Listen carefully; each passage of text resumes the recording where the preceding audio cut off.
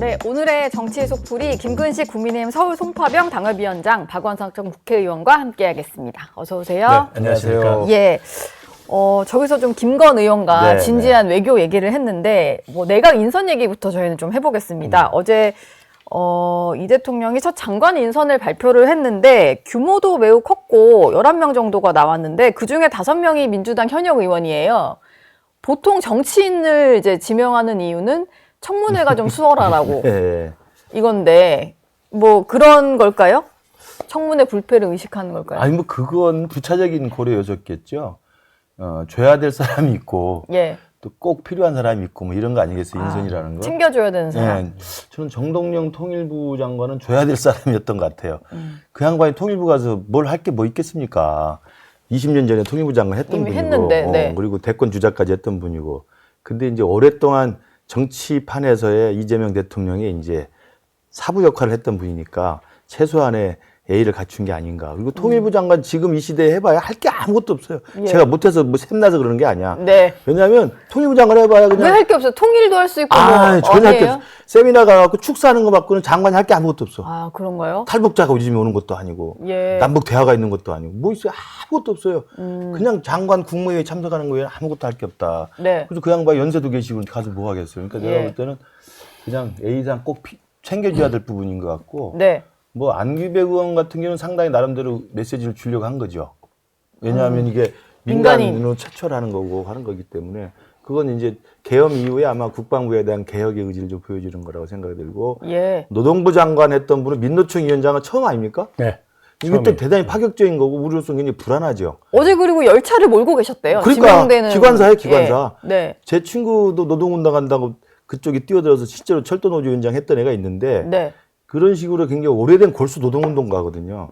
이런 분을 노동부 장관 했다는 건 고용노동부는 고용도 있잖아요. 예. 근데 민노총 위원장 출신 노동부 장관 했던 것도 굉장히 저는 파격적이라고 봐요. 노사보다는 노후에 조금 더 당연하죠. 집중하겠다. 그래서 저는 이재명 대통령의 자기의 어떤 색깔과 정책적인 메시지를 주는 건 좋지만 네. 국민들이 또 불안해한 측면이 있을 것이다.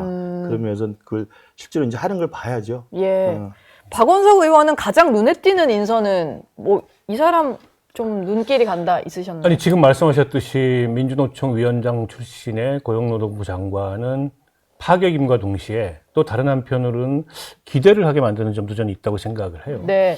어쨌든 그동안에 이제 고용노동부의 역할이 크게 보면 이제 국가의 기능을 나눠봤을 때 국가의 왼손 같은 기능인데 사실은 뭐 왼손이기보다는 오른손이었다고 생각해요. 네. 그런 점에 있어서 민주노총 위원장 출신을 노동부 장관으로 과감하게 발탁함으로써 어떻게 보면 노사 관계에 있어서의 변화, 노동정책에 있어서의 변화 이런 거를 한번 이 정부에서 크게 주겠다라는 의지로 읽혀서 과연 저게 이제 현실에서 어떤 정책의 결과로 나타날지 상당히 기대되는 측면이 있고요. 네. 저는 눈에 띄는 게 송미령 농림부 농림식품부 장관의 네. 유임이었어요. 보통 예. 장관을 유임하는 경우는 거의 없습니다. 기관장들은 임기가 있기 때문에 네. 버티면 그냥 있게 되는 거잖아요. 네. 근데 장관은 국무위원이고 정무직이고 전적으로 대통령의 인사권 범위 내에 있는데 지난 정부의 장관을 유임시킨다. 그것도 진짜 정부가 연속성이 있을 때는 유임시키는 경우가 있습니다. 네. 예를 들면 같은 보수 정부, 뭐 같은 진보 정부. 근데 이게 정부가 완전히 바뀌었는데 그리고 심지어 뭐 양국관리법 이런 거는 반대를 아니 세게 그러니까 했어요. 이제 예. 정책 이슈도 굉장히 어떻게 보면 여야 간의 대척점이 굉장히 선명하고 그다음에 갈등이 있었던 이슈에 대해서 반대하는 입장, 지금 정부하고는. 예. 그런 분을 유임시키는데 어떤 배경이 있을까 굉장히 궁금합니다. 일단 국무회의를 하면서 좀 눈여겨봤던 것 같아요. 그래서 누가 소신을 가지고 예. 또 내용을 가지고 국무위원으로서 역할을 수행하느냐. 제가 보기에는 한 명 정도는 유임시키겠다는 보관이 있었던 것 같습니다. 아, 그거는 그럼 보여주기식이라고 봐야 됩니까? 어떻게 봐야 보여주기식이라 될까요? 정치가 상당 부분 보여주는 거예요. 예. 그러니까 일종의 아, 그러네. 통합의 의지를 네. 그걸 통해서 표현하겠다라는 예. 것 같아요. 이제 권오을 보훈처 장관 후보자도 네. 그런 셈인데 이제 권오을 후보자는 선거 때 옮겨가는 게 있어서 그렇지, 그건 뭐 있을 수 있는 일이고. 들어갔으니까. 근데 지난 정부의 현직 장관을 유임시킨다는 굉장한 파격이거든요. 그렇죠. 근데 아마 마음을 먹었던 것 같아요. 그래서 국무위원회 하면서 유심히 봤겠죠. 네. 어느 장관이 쓸만한 사람인가. 같이 갈 수 있는 장관이 누굴까를 좀 예, 눈여겨봤겠죠. 거기에 송미령 농림식품부 장관이 눈에 띈 게 아닌가 싶어서 예. 이것도 나름 굉장한 파격이다라고 생각하고요. 앞서 이제 정동영 통일부 장관에 대해서 굉장히 박하게 평가를 하셨는데 아니, 할 네. 일이 없으시다는 거예요. 아니 그럴 수 있어요. 내가 왜냐하면 통일 전문가 대북 남북 관계가 예. 워낙 아무것도 없는데 뭐 뭐. 경색이라기보다는 거의 네. 단절 수준이고 그럼. 예. 북한이 이제 두 개의 국가를 선언했잖아요. 그럼요. 이 상황에서 통일부 장관이 할 수 있는 일이 얼마나 있을까, 내지는 남북관계 복원을 과연 할 수 있을까. 네. 그러나 이제 정동영 장관 정도의 경험을 가진 분 이외에는 또 마땅히 찾을 사람도 없어요. 지금 상황에서. 그러면 이제 더 할 일이 없어지는 거죠. 누가 통일부 장관이 된다 하더라도. 그래서 그냥 뭐 보은적 성격의 인사만은 아니고 어쨌든 과거에 한반도 평화 프로세스의 경험이 있는 분이니까 그런 경험을 높이 산 측면이 있다 이렇게 봅니다. 저는 거기에 이제 보이는 걸로 송미령 장관 유임시킨 게 있는데 네. 아마 국무회의를 몇 차례 했잖아요. 그러니까 이재명 스타일이 일 잘하는 사람은 눈여겨보는 스타일 같아요. 그러니까 아마 눈에 딱 띈 것 같아요. 국무회의 했을 때 나머지 국무위원들이라 뭐 어차피 우리 나갈 사람인데 갈 참인데 뭐 했겠어요. 근데 네. 송미령 장관은 굉장히 열심히 했던. 왜냐하면 저도 언뜻 그 양반이 어디 출연해서 정책 인터뷰를 하는 거 보면 굉장히 준비를 열심히 해요. 그런 측면이 있더라고요. 네. 제가 봐도 눈에 띄는데 전문성이 좀 인정을 받은 건가 봐요. 일 잘하는 사람 좋아하는 이재명이 봤을 때는 눈에 띄었을 수 있고 보이지 않는 저는 이번 인선에 하나의 시그널이 있다고 봐요. 네. 여기 정치 시그널이니까. 네, 뭔가요? 김민석을 낙마시키려고 하나? 저는 그런 생각이 있어요. 이게 왜냐하면 뭐 며칠 안 남았거든요. 예. 오늘 내일 하고 그다음에 눈 딱 감고 청문 보고서 채택하고 국회 의결하면 끝나는 건데 네. 다음 주에도 되는 거잖아요. 이 그쵸. 내각 인선을. 예. 근데 왜 어제 했을까? 아. 김민석을 통하지 않고 이주호를 통해서 형식적으로 하는 건데. 네. 그래서 이거 김민석 낙마의 시그널이 아닌가. 왜냐하면 김민석 필요 없다.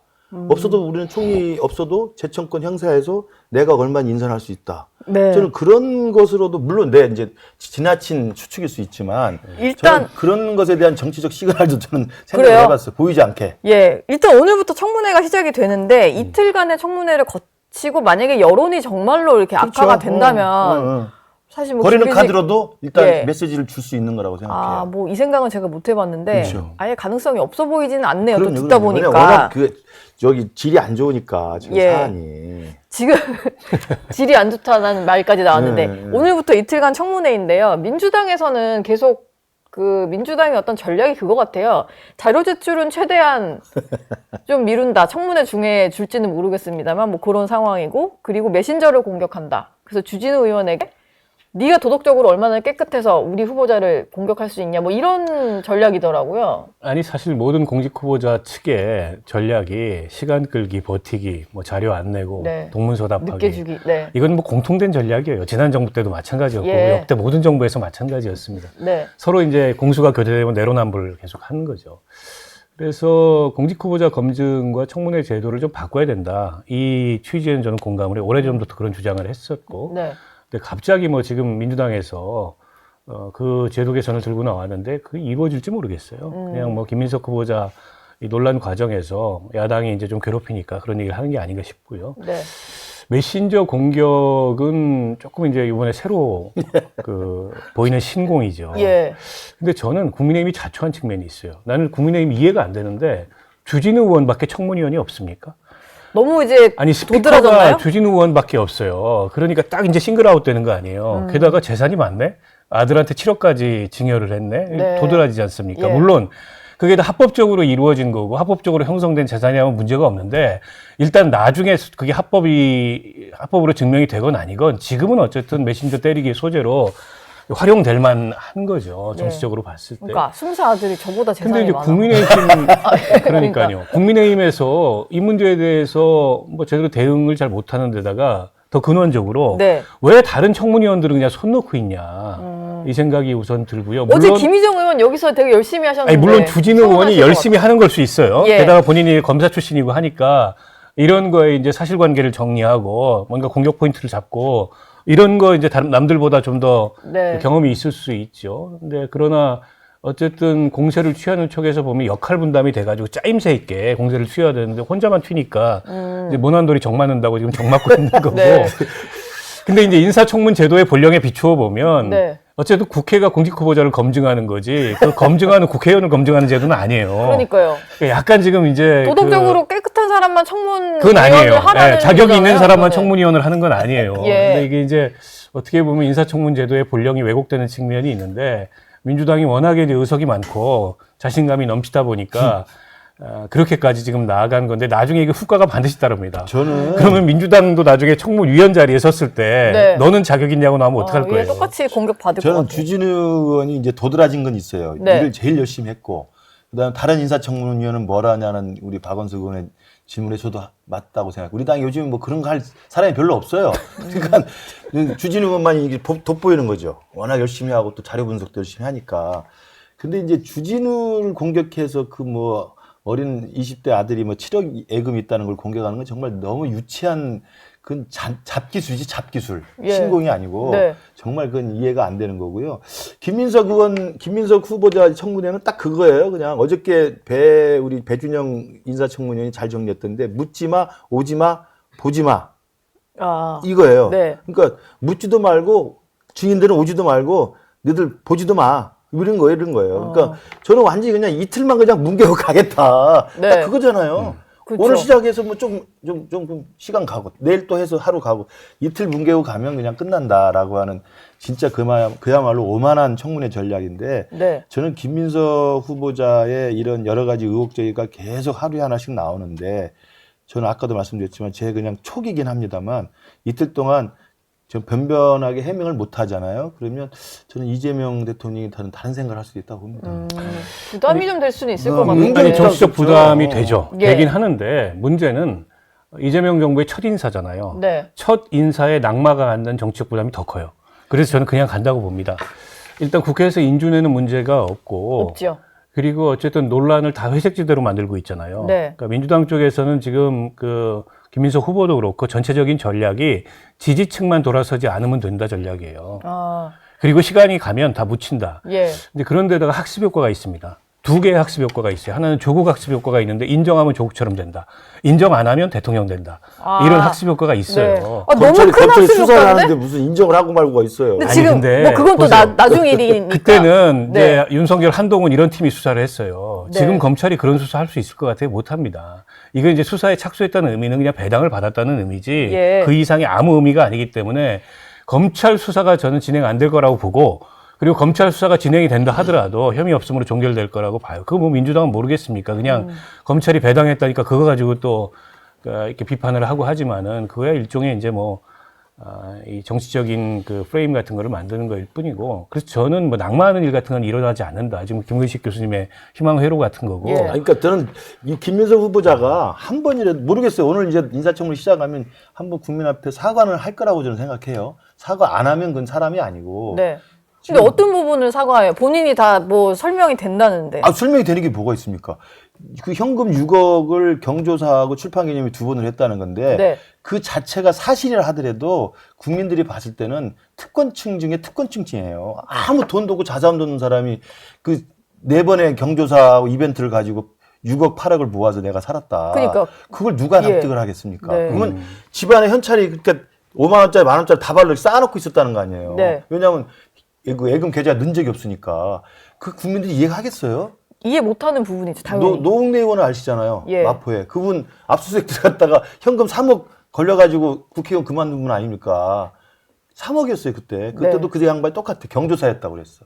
지금 이 양반이 지금 6억 이상을 자기 해명에 의하면 6억을 현찰로 쌓아놓고 현찰로 다 썼다는 거 아닙니까? 네. 이걸 누가 국민이 납득을 하겠어요? 저는 이건 분명히 사과를 한다고. 그러니까 이게 그게 또 사실이든 아니든. 듣다 보니까 뭐 논리적으로 해서 돈이 맞다는 설명을 하려고 말이 별의별 이야기 나왔는데 하는 거야, 그게 사실 지금. 국민 인식상 그럼. 국회의원은 그러면 그렇게 대형 이벤트 4번만 하면 6억이 생겨? 이런 거는 또 사실 납득이 안 되는 그러니까 거긴 이제 해요. 뭐 국민 정서에 잘 부합하지 않는 측면이 있고 예. 설명도 딱 떨어지지 않는 안 측면이 떨어지죠. 있어요. 그래서 이제 김민석 후보자는 이번에 이제 총리하고 정치 안 할 거 아니잖아요. 네. 그러니까 이제 본인의 남은 어쨌든 정치 인생에 이게 꼬리표로 계속 따라다닐 텐데 그렇기 때문이라도 조금은 더 성실하고 겸허한 그런 자세로 해명이 좀 필요하다고 생각하고 물론 100% 해명이 안 되는 대목이 있습니다. 예. 특히 이제 정치인과 돈이라는 거는 그런 측면이 있어요. 과거에는 이게 규제도 지금처럼 제도나 규제가 이렇게 이 촘촘하지 않던 시절도 있습니다. 특히 이제 정치자금 관련된 규제는. 네. 때문에 이제 조금 양해할 수 있는 대목도 있어요. 그러나 이제 본인의 태도 같은 게 굉장히 중요하죠. 지금까지는 약간의 이제 입틀막 태도였습니다. 근데 이제 그런 태도를 계속 유지하는 것은 적절치 않다고 보고요. 어쨌든 역대 이 공직후보자 청문회에서 낙마한 사람들을 보면 사실은 뭐 그 여론이 그걸 수용하지 못하기 때문에 낙마한 경우들이 더 많았어요. 실제 그게 범죄에 해당해서 낙마한 경우들보다는 그렇죠. 국민 정서법 그래, 위반이잖아요. 국민 예. 위반이지. 때문에 임기 초고 웬만하면 그냥 대통령이 일할 수 있게 해주자는 차원에서 넘어가자라는 국민 정서가 한편에 있어요. 네. 때문에 여론이 그다지 그렇게 악화되지 않아요. 이게 의혹이 계속 제기됨에도 불구하고 다만 그 점을 헤아려야죠. 후보자도. 그래서 국민들이 지금은 일을 시켜주자라는 차원에서 좀 봐주고 있다는 거를 저 정도면 좀 이해해 주자가 예, 돼야 되니까. 헤아려서 겸허한 태도를 취해야 돼요. 근데 지금까지 자세가 너무 높았어요. 너무 오만했죠. 예. 지금 총리가 된 것처럼 행보를 하잖아요. 외부 일정도 외부 일정하고 현장 가고 업무 보고 업무 받고. 보고 받고 지시하고 그러니까 그리고 저는- 주진우 의원 법무부 장관 뭐 그러니까 그 제 하자 생각에는 시키자고. 말씀하신 대로 김민석 의원은 우리가 모르는 사람도 아니고 저도 개인적으로 정말 친하게 지냈던 과거에 그런 사람인데 국무총리하고 말 사람이 아니잖아요. 본인 네. 스스로가. 예. 그러면 이 대목에서는 이번에 드러난 의혹에 대해서는 있는 것도 솔직하게 설명할 뿐만 아니라 국민정서법, 국민감정법에 맞춰서 범죄 혐의가 있든 없든 간에 국민 앞에 진솔한 사과를 해야 됩니다. 그 이야기를 안 하고 전 넘어간다? 아, 나 총리 그냥 이틀 버티고 가면 돼 라고 생각하면요. 김민석 그냥 이미지는 이걸로 끝난다고 생각을 해요. 예. 저는 이것만 있는 게 아니고 여러 가지 의혹 있잖아요. 그 스폰서, 강모 씨라는 스폰서하고 위장 채무 같은 거 이런 거 사실은 우리가 들여파지 않아서 그러지 우리 정치하는 사람 알잖아요. 그 뻔한 거거든요. 그냥 준 거거든요. 예. 준 건데 합법적으로 그걸 남기려고 한 차용증을 거예요. 그럼요. 쓰면서 그거 다 아는 거예요. 그러면 그 죄송하다. 그때 정치적으로 내가 유랑기였기 때문에 네. 수입도 없고 변변치 않았는데 정치적으로 나를 이해했던 동지가 스폰서 역할을 했다. 앞으로 안 그랬습니다. 하면 되는 거 아니에요. 끝까지 이건 내가 저렇게 갚았고 하면 뭐 안 돼요. 예. 안 되고 저렇게 하면 불법을 인정하는 거에서 네. 저렇게 하면 안 아니 되고 공소시효가 다 지났어요. 정치자 아니, 지났어도- 지났어요? 5년밖에 안 돼요. 지났어도 안 됩니다. 실정법 예. 위반에 대해서 공소시효 지났어도 그걸 그러니까 인정하면 안 정치를 되고 크게 해야지. 제가 대국적으로. 보기에는 태도는 낮고 겸손하게 네. 그러나 정확하게 사실관계에 있어서 반박할 건 반박하고 부인할 예. 건 부인하고 근데 지금 제가 문제 삼은 거는 태도도 이 겸손하거나 겸허하지 않았다는 거예요. 근데 그럴 필요까지는 없잖아요. 네.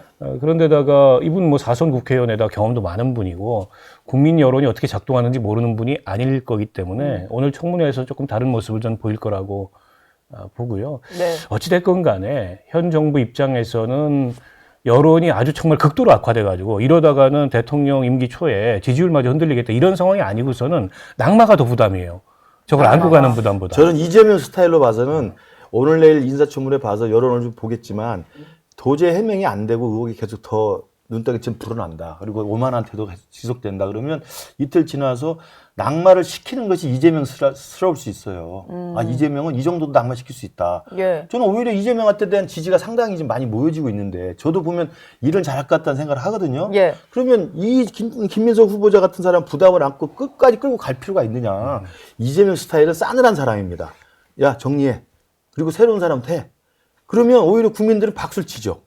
이재명 스타일은 김민석 버리고 자기 지지로 올라오면 그 선택할 가능성이 있다. 낙마보다 이걸 정리했을 때 훨씬 더- 본인에게 박수 쳐주는 국민이 또 훨씬 있을 수 있으니까. 훨씬 많다고 봐요. 예. 저 같아도 박수 치죠. 잘했다. 민석이한테는 미안하지만. 근데 두 분에게 좀 여쭤보고 싶은데 그 여러 가지 의혹들이 많이 제기가 됐잖아요. 근데 국민들이 봤을 때 좀 납득이 안 되는 게 여러 가지입니다만 가장 좀 이거는 해소가 돼야 될 의혹 같다. 이거 제대로 설명 못하면 좀 위험할 수 있다라는 의혹이 뭐가 있을까요?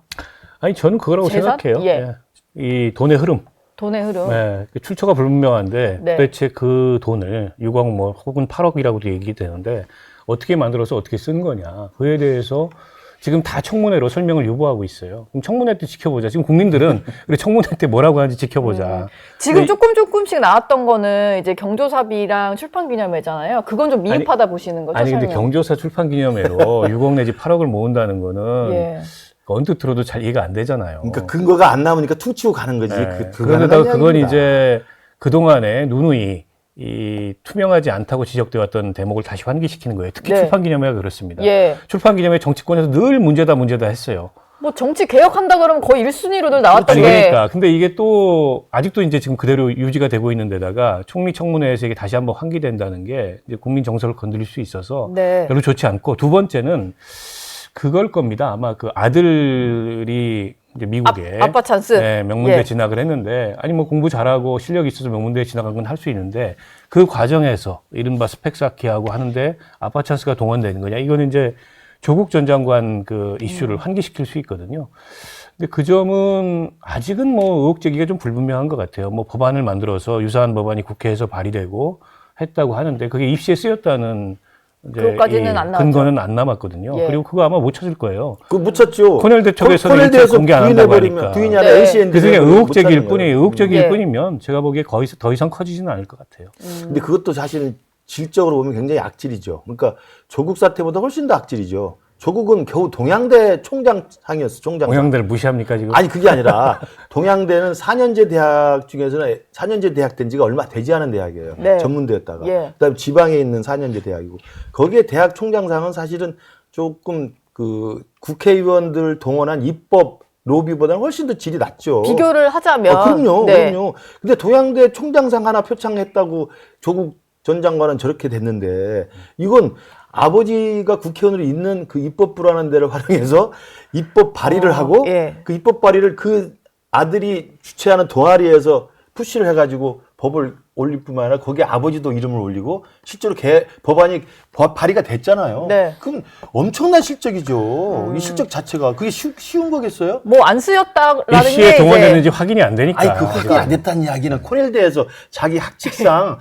공개를 못 한다는 거지. 그 누가 와도 뻔하죠. 아시잖아요. 미국에 학부 들어가는 것은 예. 그 성적보다 그 자기소개서라는 거 알잖아요. 몰라요, 안 가봤어. 에세이 잘 써야 된다고 그럼요. 그러는데. 에세이가 제일 중요해요. 거기에는 그런 활동들이 제일 중요한 거예요. 근데 뭐 여튼 이거는 심증은 가나 물증은 없고 국민들도 다 알아서. 확인도 안 될 것 같고. 아이, 네. 물증 이게 없다고 이제 뭐. 소위 말하는 국민정서법상 네. 가장 예민할 수 있는 게 아빠 찬스 같은 건데 네. 이게 의혹이 비어 있다. 그렇다 보니까는 국민의힘에서 이걸 제기를 하긴 하는데 예. 불이 안 붙는다, 불이. 그러니까 우리나라 불이 안 정치판이 붙는다. 언제부턴가 검찰이 조사해서 입건되고 기소되지 않으면 그냥 죄가 없는 게 되는 거예요. 다 국민의힘이 그렇게 만들었어요. 아니에요. 무슨 소리. 조국 사태 때부터 민주당이 만든 거예요. 이 어쩌다 이렇게 됐어요. 옛날에 네. 우리 삼김 시대만 해도요. 정치에 낭만이 있던 시절에는 그냥 아들이 무슨 조금만 잘못해도 그냥 죄송하다 잘못하다. 남경필 의원 보세요. 자기가 무슨 죄예요. 근데 아들이 마약했다고 정치 그만두잖아요. 저게 정치의 문법이었어요. 네. 지금은 본인이 수많은 의혹을 제기되고 수많은 범죄 혐의로 재판을 받는 와중에도 끝까지 고개 쳐들고 잘했다고 하는 요즘에 판인데 뭐. 문법은 인정하면 끝이다. 그러니까 인정하지 왜 마 그러는 이거 거예요? 같은데. 우리는 그렇게 네. 살지 않았어요. 예. 그렇죠. 두 분 그렇게 살지 정말 않으신 건 이해가 제가 안 돼요. 이해가 압니다. 안 돼요. 예. 이게 뭐 입증이 안 된다고 그래서 버틴다? 이게 말이 안 되죠. 누가 봐도 뻔한 건데. 오늘 해명을 일단 좀 봐야 되겠어요. 어떻게 얘기를 할지. 다 청문회를 청문회로. 봐야 될 것 같고요. 네. 여론도 아마 그 청문회를 좀 지켜보고 나서 최종적으로는 판단을 내리지 않을까 싶어요. 저희가 얘기를 나눌 게 많았는데 나토 얘기를 좀 해보겠습니다. 예, 예. 김건 의원과 좀 길게 얘기를 나누긴 했습니다만 일단 불참을 하기로 하면서 위성락 국가안보실장이 대신 참석을 하게 된 상황인데 김건 의원 얘기만 들어보면 상당히 좀 실수를 했다, 뭐 실기다라는 생각이 좀 들었거든요. 저도 그렇게 어떨까요? 생각합니다. 예. 왜냐하면 그 이재명 대통령이 이제 민주당 대표 시절, 후보 시절에 발언들이 있잖아요. 그리고 대통령이 됐잖아요. 네. 그러면 미국이나 중국이나 러시아나 다 예의주시합니다. 저 사람이 대통령이 됐으면 외교를 어떻게 할까. 그랬을 때 중국과 러시아는 이재명 후보 시절에 했던 발언들을 다 봤을 거 아닙니까? 또 미국도 봤을 거고 일본도 봤는데 그런 분이 대통령이 됐을 때 태도를 좀 바꿔서 지금 G7도 가고 뭐 이렇게 하는 건 좀 잘했다고 봅니다. 이시바도 만나고 하는 건. 근데 나토에 가지 않는 건요. 그 전에 계속 민주당이 주장했던 그 일관성의 궤적이 있는 거예요. 네. 그전에도 러시아 우크라이나 전쟁할 때 북한군이 러시아에 파병했을 때 당시 윤석열 정부에서는 국정원에서 또는 우리 군의 국방부에서 몇몇 사람들 파견해서 봤습니다. 네. 왜냐하면 그 러시아에 파병된 북한군 동태를 파악해야 되기 때문에 보냈더니 그때 민주당 의원들이 뭐라고 그랬습니까? 러시아 파병하지 말라고 그랬어요. 그걸 파병이라고 하면서. 예. 그러니까 러시아를 건드리지 말라는 의심이 굉장히 강했습니다. 실제로 그랬거든요. 그다음에 중국에 대한 쎄쎄 발언이 또 이재명 후보 때 있었잖아요. 그러면 러시아와 중국을 건드리지 말고 이들과 잘 지내야 된다는 친중 친러적인 사고가 민주당에 일관되게 흐르고 있는데 이재명 후보 대통령이 됐어요. 그러면 나토 정상회의는 그것을 불식시키는 가장 좋은 이벤트입니다. 그 가장 좀 다자무대예요. 왜냐하면 네. 러시아 중국의 가장 적대적인 진영에 있는 나토기 때문에 거기에 가서 그러면 러우 전쟁에서도 우리가 우크라이나 편을 들어주고 이란 이스라엘 전쟁에서도 이란의 핵무기의 문제점을 지적해주고 또 이스라엘에 대한 전쟁 분위기를 어떻게 막아야 될지 나토 국가들의 어떤 분위기도 알아야 되고 하면 저는 당연히 갔어야 한다고 생각을 해요. 예. 근데 가지 않겠다는 이유도 저는 이해가 안 되는 게 두 가지였잖아요. 국내 현안과 중동 정세 때문에. 네. 국내 현안이 뭐 있습니까? 뭐 G7 갔을 때 국내난이 없었던 게 지금 생긴 게 있습니까? 없잖아요. 예, 네. 저 국내난이 뭔지 모르겠어요. 그다음에 중동 정세 거기 가는 게 중동 정세를 제일 잘할 수 있는 거예요. 그렇잖아요. 중동 정세를 거기 가야 제일 정확히 듣죠. 예. 저는 이유가 없다고 봐요. 그냥 가기 싫은 거야. 아니면 일각에서 제기다리고 좀 그 대통령실이나 아니면 민주당 일각에서 가지 말라고 누가 했든지. 아니면 한미회담을 가서 이제 못할 아니 것 지금 같으니까. 한미 정상회담은 중요하지 않죠. 그래요? 중동 정세 이란 전쟁이면 네. 거기 가서 그 중동의 정세를 정확히 보고 나토 국가들이 어떤 생각을 하고 있는지 우리는 그러면 자유진영에서 어떤 일을 할 수 있는지를 하는 게 좋지. 거기 가서 관세 이야기는 하긴 좀 그렇죠. 한미 정상 때문에 못 간다는 이야기도 전 말이 안 돼요. 네. 한미 정상 뒤로 미룰 수도 있는 거예요. 사실. 예. 저는 뭐 이번 나토의 불참을 너무 이념적으로 비판하는 거 아닌가 국민의힘에서 이렇게 생각하는데 네. 그보다는 뭐 일본 총리, 호주 총리 안 간 걸 보더라도 조금 이제 실용적이고 실무적인 판단이 더 우선한 게 아닌가 싶어요. 일단은 트럼프 대통령이 나토 회의에 참석은 하는데 네. 그 참석 일정을 대폭 축소한 걸로 보여요. 한 2시간 반 정도 본회의하고 그 다음에 이제 IP4하고 회의하자 하는데 그건 이제 안 될 것 같아요. 네. 그리고 가는 거예요. 예. 그렇다 보니까 여기서 뭐 미국 대통령하고 심도 있는 그런 현안을 가지고 얘기하기 어렵다 이런 판단들이 우선 작용한 것 같고 이제 그런데다가 우리 국내 현안이 없는 건 아니죠. 정부 뭐가 초고 있어요? 인사부터 시작해서 다 있죠. 인사. 현안이 없다고 얘기하는데 내가 현안이 인사에 얘기하면 안 돼. 없다고 얘기하면 안 되고 전자개표로도 원래 하고요. 이 다자회의에 다자회의 이렇게 임기 초에 대통령이 간 적이 역대 정부에 없어요. 보통은 양자 외교를 시작해서 이제 다자 외교로 이렇게 확대해 가는데 지금 상황이 특수하다 보니까 다자 외교에서 시작을 한 거예요. 네. 7월 9일 날 그 관세 협상 만기거든요. 때문에 미국 대통령 만나야 됩니다. 그 전에 시급하게. 근데 이게 안정적으로 만나기 어려운 상황, 짧게라도 만나기 어려운 상황이 될 수도 있기 때문에 그보다는 이제 한미 정상회담을 별도로 추진하자 이런 판단이 앞선 것 같고 네. 물론 이제 우리 외교의 뭐 기조, 방향 이런 걸 둘러싸고 약간 이념적으로 결이 다른 아마 정부 내부에도 있을 수 있어요. 지금 현 정부 내부에도. 그러나 그게 표면화되기에는 뭐 이제 정부가 막 출범했기 때문에 예를 들어서 뭐 자주파가 득세해가지고 이번에 불참을 결정한 거래. 이건 제가 보기에는 과한 넘겨짚기, 이제 과한 너무 해석이라고 나간 보고 거예요, 그거는? 그런 거보다는 굉장히 실무적인 그 이유일 가능성이 높다. 저는 예. 그렇게 보고요. 게다가 저는 트럼프 대통령을 일찍 만나는 게 좋은가 싶어요. 왜냐하면 뭐 어디로 튈지 모르잖아요, 지금. 네.